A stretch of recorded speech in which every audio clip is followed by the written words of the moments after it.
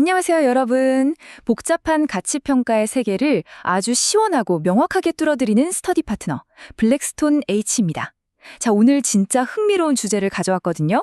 바로 시작해볼까요? 네, 반갑습니다. 우리가 밸류에이션을 공부하다 보면 장부에 적힌 숫자만 철석같이 믿었다가 낭패를 보는 경우가 진짜 많잖아요.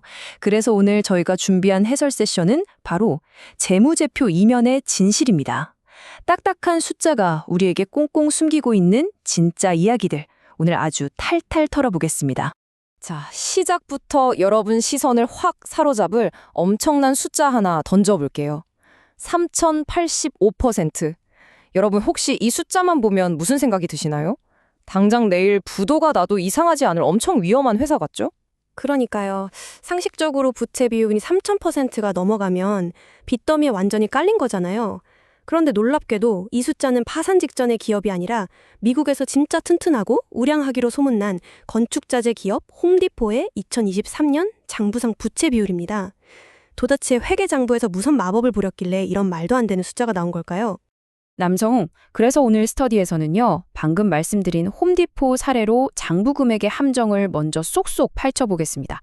이어서 글로벌 회계 기준인 IFRS와 미국 GAAP의 핵심적인 차이점을 살펴보고 마지막으로 모든 재무제표가 안고 있는 세 가지 치명적인 구조적 한계까지 쫙 정리해드릴게요. 가치평가에 완전 뼈대가 되는 내용이니까요. 바로 첫 번째 주제로 넘어가 보죠.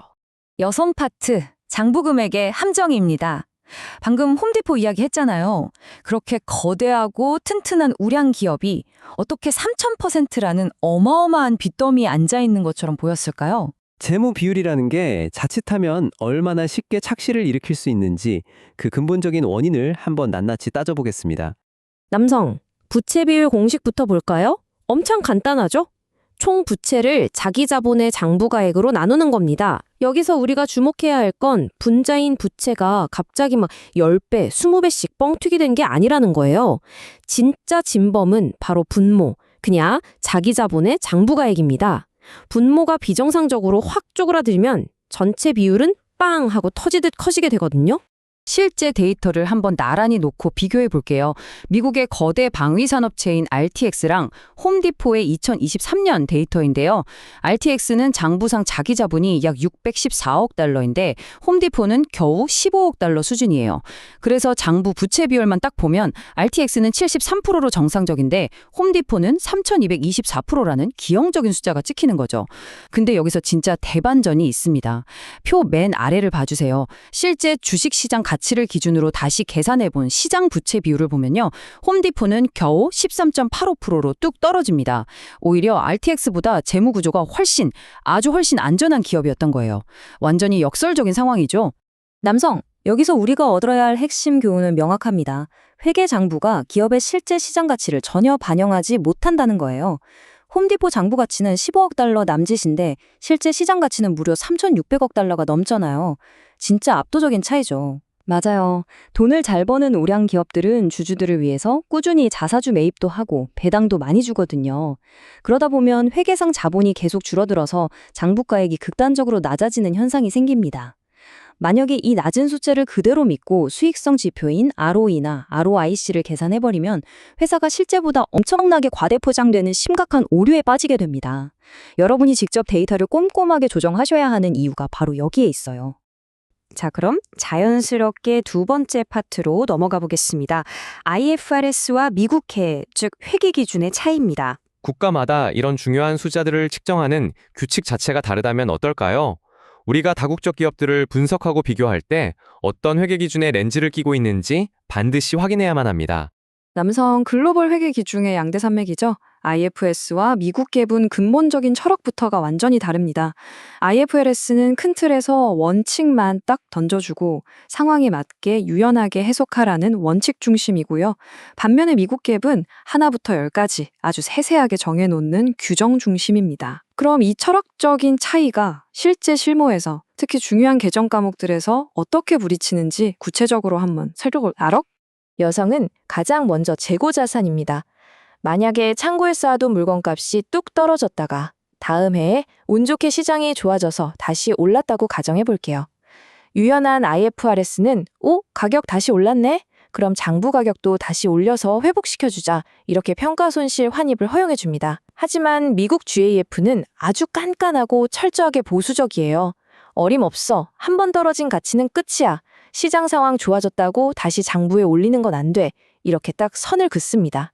똑같은 재고를 가지고 있어도 어느 기준을 따르느냐에 따라 이익이 완전히 다르게 찍히는 셈이죠. 남성, 다음은 가치평가에서 진짜 너무너무 중요한 R&D, 연구개발비입니다. 요즘 혁신 기업들한테는 이게 핵심이잖아요. IFRS는 미래의 경제적 이득이 확실해 보여? 그럼 그 개발비 자산으로 인정해줄게. 하고 길을 열어두었습니다. 반면에 갭앱은 원칙적으로 거의 모든 R&D를 그냥 그 해의 비용으로 싹 다 털어버리게 만들어요. 이 때문에 미국 IT 기업들이 막대한 R&D 투자를 할 때 초창기 수익성이 확 깎여 보이는 엄청난 착시가 발생합니다. 성장 기업들을 비교할 때 이 차이를 모르면 완전히 엉뚱한 결론을 내리게 되는 거죠. 여성의 경우도 똑같습니다. 공장이나 토지와 같은 자산에 대해서 IFRS는 부동산 가격이 오르면 현재의 진짜 시장 가치로 재평가하는 걸 허락해 줍니다. 하지만 갭F는요, 그냥 옛날에 처음 샀던 그 원가에서 감가상각만 꼬박꼬박 뺄 뿐이에요.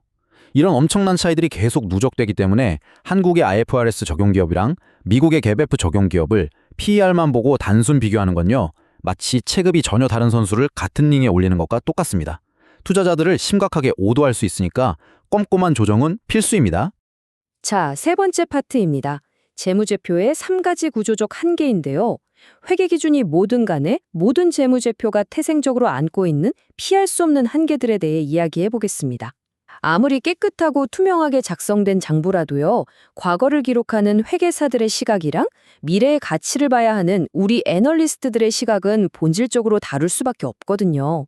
여성 가치 평가를 제대로 공부하시려면 지금 말씀드리는 3가지 한계점은 머릿속에 꼭 각인시켜 두셔야 합니다. 과거 지향적인 자산 평가, R&D를 비용으로 착각하는 오류, 그리고 파산 위험에만 집착하는 태도, 하나씩 구체적으로 파헤쳐 보죠.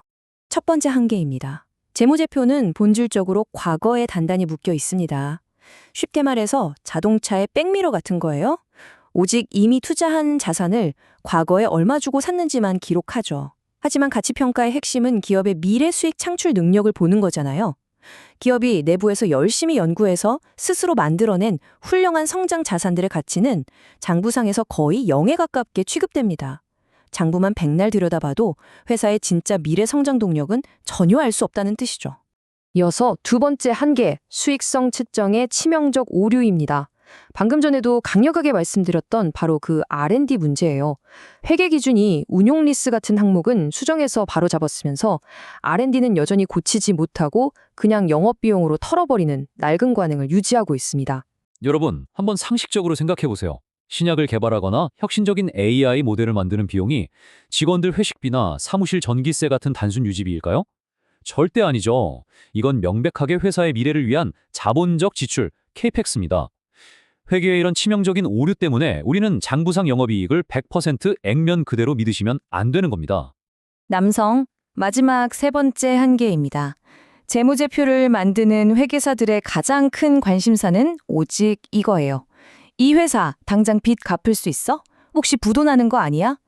철저하게 단기적이고 채무 불이행 방지에만 집중된 시각이죠. 하지만 우리 주식 투자자들은 단순히 회사가 당장 안 망하는 걸 넘어서서 미래 현금 흐름이 얼마나 불안정할지 그 장기적이고 본질적인 자기 자본 위험을 알고 싶어 하잖아요. 안타깝게도 회계사들은 이 부분에 별로 관심이 없습니다. 결국 이 진짜 투자 위험을 측정해내는 건 오롯이 우리 가치평가자들 스스로 해결해야 할 몫으로 남겨진다는 겁니다. 여성, 어느새 마지막 파트네요. 핵심 요약 및 생각해볼 문제입니다. 남성, 오늘 내용이 워낙 중요해서요. 여러분 머릿속에 확실히 저장되도록 오늘 배운 핵심 3가지만 속사포로 빠르게 정리해드리겠습니다. 첫째, 홈디포처럼 회계상 자본이 쪼그라들어 발생하는 부채 비율 3000%의 착시, 즉 장부금액의 함정 절대 잊지 않으셨죠? 항상 시장 가치를 기준으로 데이터를 재조명하셔야 합니다. 둘째, 국가별 회계 기준, IFRS의 유연함과 KAAP의 보수적인 룰 차이, 특히 R&D와 재고자산 처리 방식을 꼭 기억하시고 글로벌 기업 비교 시에는 반드시 조정 과정을 거치셔야 합니다. 셋째, 재무제표는 태생적으로 과거에 묶여 있고 R&D를 단순 비용으로 착각하며 장기적인 주주 위험에는 무관심하다는 이 3대 구조적 한계를 늘 인지하고 분석에 임하시길 바랍니다. 여성, 오늘 저희 블랙스톤 H와 함께한 이 시간이 여러분의 밸류에이션 시야를 한 단계 확 넓혀주었기를 바랍니다.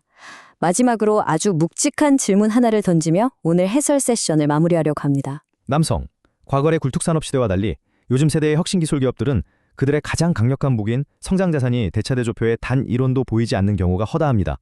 그렇다면 여러분은 장부라는 딱딱한 틀을 벗어나서 눈에 보이지 않는 이 기업들의 진짜 가치를 대체 어떻게 발굴하고 평가하시겠습니까? 숨겨진 숫자의 이면을 날카롭게 읽어내는 통찰력, 바로 그것이 훌륭한 애널리스트가 되는 첫걸음이 아닐까 싶습니다. 오늘 저희가 준비한 스터디는 여기서 마치겠습니다. 다음 세션에서 훨씬 더 흥미롭고 예리한 주제로 다시 찾아뵙겠습니다. 감사합니다.